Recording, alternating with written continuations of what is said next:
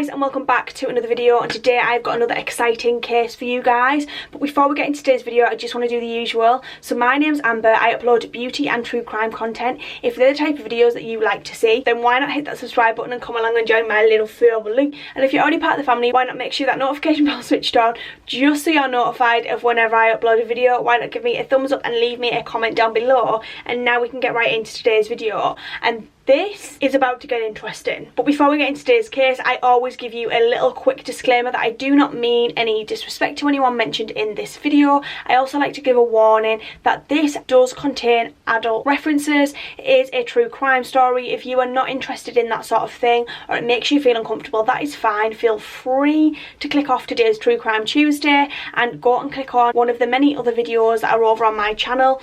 But now let's get into today's case.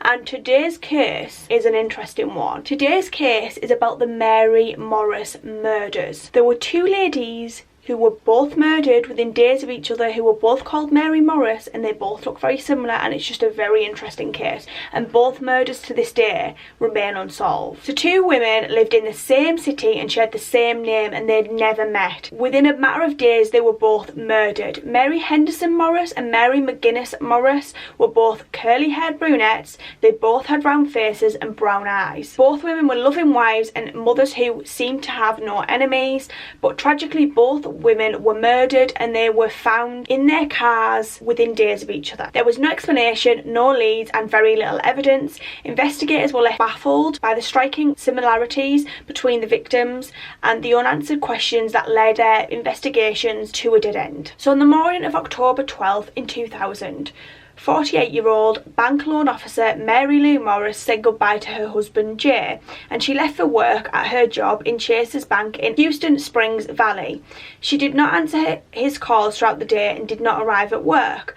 At 10:20 a.m, firefighters received reports of smoke billowing from an isolated drainage site, but they dismissed the call as burning leaves and declined to investigate it. It wasn't until around 5 p.m. when a driver of an off-road vehicle actually spotted the charred remains of Mary Lou Morris in her Chevy Lumina. Police investigation determined that the badly burned remains inside were indeed Mary Lou Morris. They suspect that the murderer had stolen her wallet and wedding ring before dousing the car with petrol and setting it on fire. While many of the details of the crime were troubling, investigators could not consider robbery as the main motive for killing Mary Lou because all of her other jewellery had been left behind. No one could account for where she'd been when she'd left home at 6 a.m. and when the fire was reported at 10:20 a.m. So Mary's current husband, Jay Morris, and her ex-husband were ruled out as suspects, and since she was known as a very nice person with no enemies, nobody could figure out why she was murdered. Shortly thereafter, the Houston Chronicle received an anonymous phone call who said they got the wrong Mary Morris the first time. 3 days later, the body of 39-year-old Mary McGinnis Morris was found dead in her car in nearly exactly the same circumstances. And to make it more creepy, it was in nearly exactly the same place. Police began looking into Mary McGinnis Morris's life, and she was a nurse practitioner in charge of several clinics for a major industrial corporation. They found that she had feared a man that she'd worked with on her nursing job who was a fellow co-worker. One evening she found her office to be in disarray with the picture frames turned over.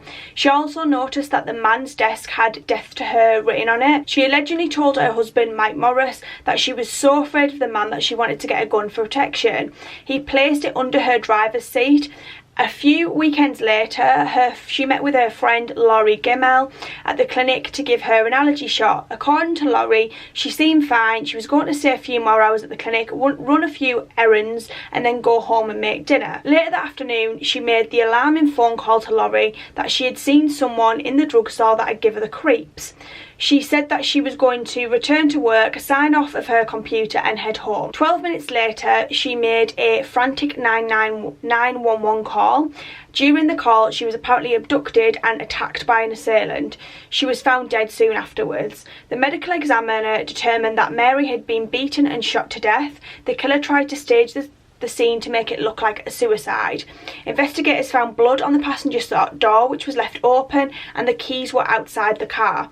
Police suspected both the co-worker and her husband Mike. Mike claimed that he was at the movies with their daughter at the time of her murder. However, he refused to take a polygraph test and would not let his daughter be interviewed by the police. He also hired his own attorney shortly after her murder. Investigators learned that Mike and Mary were having huge problems within their marriage. Shortly before the murder, Mike confronted Mary about an alleged affair that she was supposedly having with a friend. Investigators also discovered that there was a life insurance policy on Mary that totaled over $700,000. Finally, investigators discovered that Mike had called her cell phone around the time that she was murdered. The call lasted for 4 minutes. They believe that he might have been calling the killer, and that he claimed that he had called her but she didn't answer. He also claimed that the 4 minutes was a mistake on the phone company's part. Suspicious. Some suspect that due to the similarities in the case, a contract killer may have been put on Mary McGinn Morris's life, and this contract killer was that daft he went and killed the wrong Mary Morris in the first murder, hence him making the phone call to say, I killed the wrong one. They think that he'd accidentally killed Mary Lou Morris and then he'd later gone back to correct his mistake. Also, Mary Lou Morris's wedding ring was missing, which is normally a sign of a hitman, because they take it back as like a souvenir to show that they've carried out the kill, and it also shows that the person is dead. So further to support this, it was very easy for a hitman to get confused between the two Marys because they both lived in such close proximity to each other and they were similar in appearance. However, the police over the years have strongly disputed this theory, and they claim that there was no evidence found to support this, and they believe that the murders were just a coincidence. They believe that the two murders are completely separate incidents and they have completely separate culprits and that they have nothing to do with each other. The families, however, are certain that these cases are not coincidental. They don't believe that it's possible that within only 3 days difference, two women with the same first and last name who happen to look alike live in Houston, which is a city of over 2 million people who live so close together, have so many similar traits, like they look so similar, could be murdered in such a similar way. 6 months after the killing, Mary Lou's husband Jay received a $2,000 bill for his wife's phone card, which detectives traced to a 16-year-old Galveston girl. She told detectives that she had found a purse with a card and other belongings the month earlier sitting in a parking lot at a Galveston convenience store. However, Mary Lou's family did not recognise the purse as belonging to her, which is very strange. Around the same time, Jay received 3 phone calls from someone asking for Mary. The caller remains unidentified and it is unknown if they are connected to the case.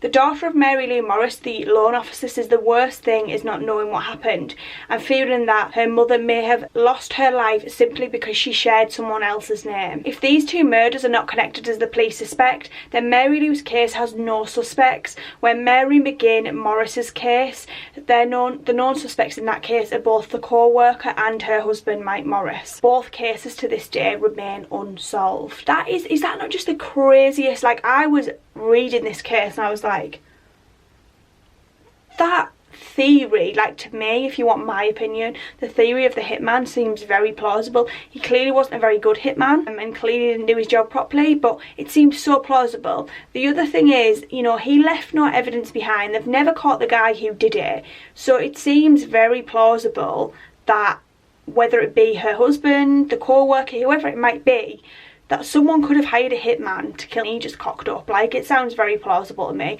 What are your thoughts and feelings on this case? Let me know that down below, and I shall see you next one. Thanks so much for watching.